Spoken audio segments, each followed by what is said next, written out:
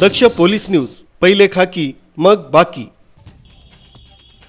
नाशिक शहरात अवैध धंद्यांविरुद्ध पोलिसांनी आक्रमक पाऊल उचललं असून नाशिक शहर गुन्हे शाखा युनिट क्रमांक 2 कत्तलखान्यात नेल्या जाणाऱ्या जनावरांच्या रॅकेटचा पर्दाफाश केला. अत्यंत गोपनीय माहितीच्या आधारे भद्रकाली पोलीस ठाण्याच्या हद्दीत ही कारवाई करण्यात आली.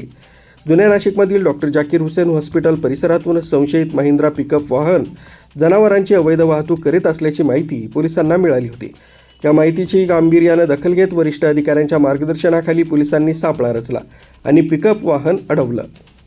पोलिसांनी वाहनाची झडती घेतली. त्यात क्रूरपणे कोंबलेली 2 गायी आणि 1 गोरा अशी एकूण 3 जनावरं आढळून आली.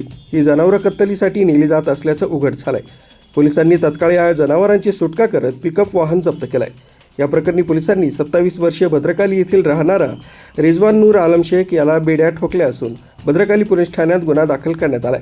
ही कारवाई गुन्हे शाखा युनिट 2चे प्रभारी अधिकारी सहाय्यक पोलीस निरीक्षक हेमंत तोडकर व डॉक्टर समाधान हिरे यांच्या नेतृत्वाखाली करण्यात आली.